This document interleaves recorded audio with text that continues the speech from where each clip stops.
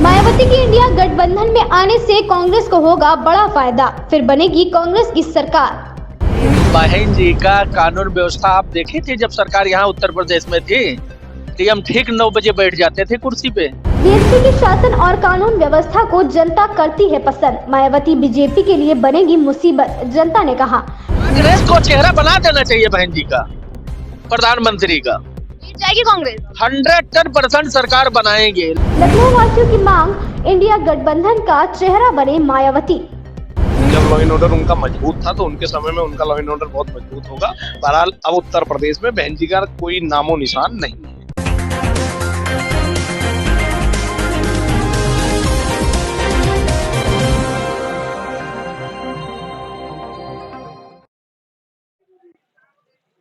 नमस्कार, मैं कीर्ति और आप देख रहे हैं जीके न्यूज। लोकसभा चुनाव 2024 को लेकर प्रदेश की सियासत काफी गरमाई हुई है। एक तरफ तो कांग्रेस मायावती को अपने गठबंधन में शामिल करना चाहती है, वहीं समाजवादी का कहना है कि अगर मायावती इस गठबंधन में शामिल होती है तो हम इस गठबंधन से बाहर हो जाएंगे। आकाश आनंद के उत्तराधिकारी बनने के बाद ये जो कयास है वो थोड़े बढ़ गए हैं कि हाँ, बसपा जो है वो कांग्रेस के साथ गठबंधन में आ सकती है। जब तक मायावती के पास सारी अथॉरिटी थी, मायावती ने गठबंधन में शामिल होने से मना किया था, लेकिन बीते कुछ दिनों से ऐसे कयास लगाए जा रहे हैं कि कहीं ना कहीं चुनाव से पहले बसपा जो है वो कांग्रेस के महागठबंधन इंडिया गठबंधन में शामिल हो सकती है। इसी पर हमसे बात करने के लिए यहाँ पर कुछ लोग मौजूद हैं, हम इनसे बात करेंगे। सर, क्या नाम है आपका? केडी शर्मा। सर, एक चर्चा बहुत तेज है प्रदेश में कि कहीं ना कहीं 2000 जो लोकसभा चुनाव है 24 का, इससे पहले जो बसपा सुप्रीमो है मायावती, वो अपनी पार्टी और अपने लोगों के साथ महागठबंधन इंडिया में गठबंधन में शामिल हो सकती है। तो क्या ऐसा आपको लगता है कि होगी और उनके आने से क्या फायदा होगा गठबंधन को? देखिए, फायदे वाली बात तो यह है कि मैं बसपा में भी काफी समय अपना वक्त दिया हूँ। लॉ एंड ऑर्डर के मामले में माननीय बहन जी का बहुत अच्छा रहा है। हालांकि हम ये भी नहीं कहेंगे कि भाजपा के लॉ एंड ऑर्डर में कोई कमी है, बशर्ते अभी की जो प्रतिक्रिया है उनके आने ना आने से ये तो उन लोगों को फर्क पड़ेगा, लेकिन भाजपा को तो किसी के आने से और ना आने से कोई फर्क नहीं पड़ने वाला है, क्योंकि उसका जो वोट बैंक है भाजपा का वो रिजर्व है। आपको क्या लगता है कि बसपा सुप्रीमो जो है उन्होंने अपना जनाधार खो दिया, इसलिए कोई फर्क नहीं पड़ेगा? नहीं, ये भी नहीं कह सकता हूँ कि जनाधार खो चुके हैं, लेकिन हाँ, जनाधार कम तो हो ही चुका है, ये तो सभी जानते हैं। परंतु उनकी अपेक्षा तो सपा का कुछ वोट बैंक मजबूत है। लेकिन जिस तरह से देखा जाए तो बीते कुछ समय से जिस तरह से स्वामी प्रसाद मौर्य के बयान रहे हैं, कहीं ना कहीं लोगों में उसके अंदर उसकी वजह से, खासकर ब्राह्मण समाज में, क्योंकि उन्होंने ब्राह्मणों को लेकर कई ऐसे बयान दिए, हिंदू जो लोग हैं उनमें काफी आक्रोश देखने को मिल रहा है, क्योंकि रामचरितमानस को लेकर जिस तरह से बयान दिया, राम भगवान को लेकर, राम मंदिर को लेकर जिस तरह से वो बयानबाजी करते रहते हैं। नेता जो इस तरह के होते हैं वो मौर्य जी तो पहले से ही कुछ ऐसे रहे हैं, बयानबाजी जो करते हैं वो अनर्थ बयानबाजी करते हैं, क्योंकि उसका कारण क्या है कि वो चर्चा में रहना चाहते हैं। उन्होंने पहला कार्ड ये खेला कि 5 साल के बाद कोई यूपी में सरकार नहीं आती। उन्होंने आत्मविश्वास बना लिया इस बात के लिए, अब वो जो है मुंह की खा गए। आज भी उनकी बयानबाजी उन्हीं पर भारी पड़ रही है। वो फैक्ट है, वो कहते हैं ना कि ले डूबेंगे, वही ऐसे ही लोग जो है सपा को ले डूब रहे हैं, इसमें कोई दो राह नहीं है। लेकिन उस सब के बावजूद भी तो अखिलेश यादव जी जो हैं वो किसी भी तरीके का कदम नहीं उठा रहे हैं। ये देखिए, वो अपने पार्टी के राष्ट्रीय अध्यक्ष हैं, वो किसको रखना चाहते हैं, किसको नहीं रखना चाहते, ये उनका पर्सनल कुछ रहा है। अब इस बारे में तो हम टिप्पणी नहीं कर सकते, उनके पर्सनल संबंध कैसे हैं। सर, कहीं ना कहीं जो लोग हैं या जो राजनीतिक विशेषज्ञ उनका ये कहना है कि मायावती अगर शामिल होती है, कांग्रेस के साथ आती है महागठबंधन में, तो बीजेपी को नुकसान नुकसान तो होगा ही होगा। नुकसान नहीं होगा, कांग्रेस की सरकार बन जाएगी। कांग्रेस की सरकार में। कांग्रेस की सरकार बन जाएगी। लेकिन अभी आपके साथ जो खड़े थे उन्होंने कहा कि जनाधार है नहीं, कहीं ना कम है और सपा का ज्यादा है।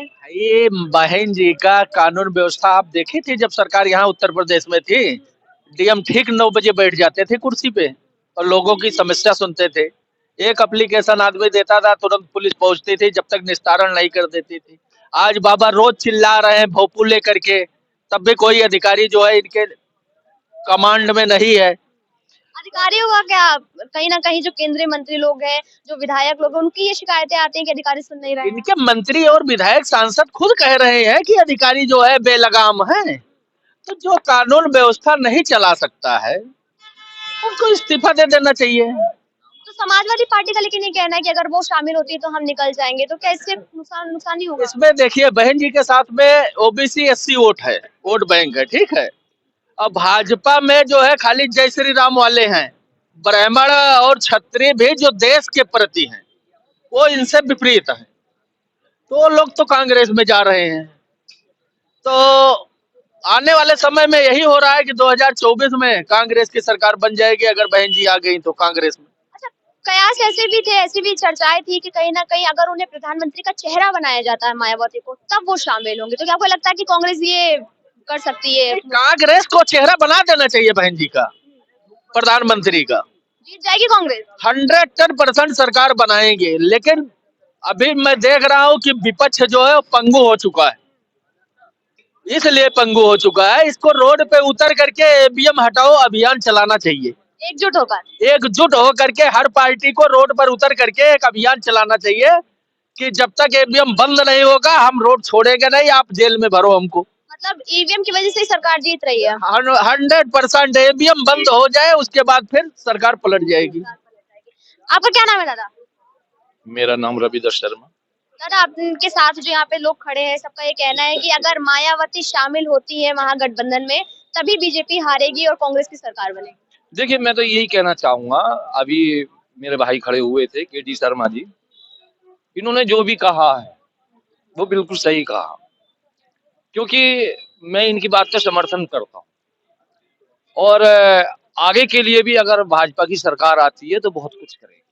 सर, एक सवाल और भी मेरा बड़ा अहम है कि इस जो महागठबंधन है इसमें ममता बनर्जी भी शामिल है और कहीं ना कहीं उनके पश्चिम बंगाल में साधुओं के साथ जिस तरीके से अभी वारदात हुई है, जहां पर 3 साधुओं को निर्वस्त्र करके मारा गया, इस शक में कि वो लोग बच्चा अपहरण करके ले जा रहे थे और पुलिस भी वहां पर देर से पहुंची, जो कानूनी कार्रवाई है वो भी ठीक से नहीं हुई, तो क्या आपको लगता नहीं है कि इससे जनता पर एक गलत असर पड़ेगा? हाँ, जनता पे गलत असर पड़ेगा, नुकसान हो सकता है। बिल्कुल नुकसान हो सकता है। यूपी में भी मारा गया, शक का कोई इलाज नहीं होता। लेकिन मारा तो टीएमसी के लोगों ने ना। ये कैसे आप, जनता है, जनता मारती है। जनता किसी भी पॉलिटिकल पार्टी की समर्थक हो सकती है। यूपी में मुंह नोचवा के नाम से आया था, कितने लोग मारे गए थे। ऐसे बच्चा चोरी के नाम पे बरेली और हरदोई में कितने लोग मारे गए थे। ये तो जनता के लिए फोर्स है ना, पहुंची कहाँ समय से पीट पाट के उनको बैठा दिया गया। हमारे कहने में मतलब जब बैलेट पेपर से चुनाव हो रहा है तब आप ये क्यों नहीं जो है आर्मी लगवा दीजिए, ईमानदारी चुनाव हो, बैलेट पेपर लूटा ना जाए। भाई लुटवाते सब भाजपा वाले हैं। देखिए, मायावती का इस गठबंधन में आने का कयास है, लेकिन मुसलमानों का एक प्रतिनिधि भी इस गठबंधन में होना चाहिए। होना चाहिए, क्यों नहीं? वो 20% वोट का लावारिस है। लेकिन कहीं ना कहीं उसका जो समर्थन है वो अखिलेश यादव के साथ मुसलमान जुड़े हुए हैं कहा जाता है। कौन अखिलेश यादव? कौन अखिलेश यादव? जो आप लोगों के साथ खड़े होते हैं। हमारे साथ तो कभी नहीं खड़े हुए अखिलेश यादव।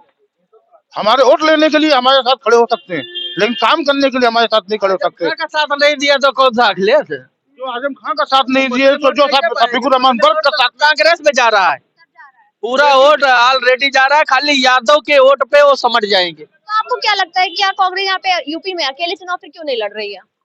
नहीं, अकेले भाजपा क्यों 50 पार्टी गठबंधन किया, आप उसका जवाब हमको दे दीजिए। लेकिन उनके बीच तो सीट बंटवारा हो जाएगा। जैसे कांग्रेस कह रही है कि हमें इतनी सीटें चाहिए, सपा जो है वो सीटों को लेकर कहीं ना कहीं अपना अलग बैठी रहे, जिस हिसाब से कांग्रेस नेतृत्व करेगा उस हिसाब से चुनाव लड़ा जाएगा।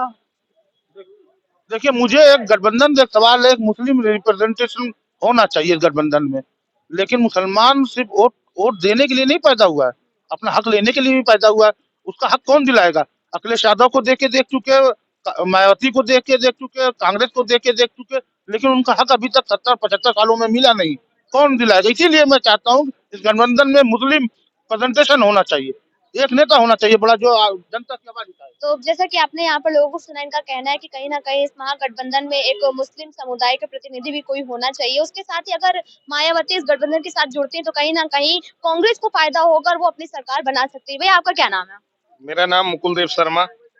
भैया, जैसे कि अभी हमने कई लोगों से बात करी, सबका कहना है कि अगर मायावती गठबंधन के साथ आती है तो कांग्रेस को फायदा होगा। सपा चाहे तो किनारे बैठी रह सकती, तब भी कांग्रेस सरकार बना लेगी। क्या आपको लगता है कि मायावती का जो पार्टी है, जो वोट बैंक है, अभी भी उतना मजबूत है? बहन जी का जनाधार ही नहीं है। कहाँ है जनाधार?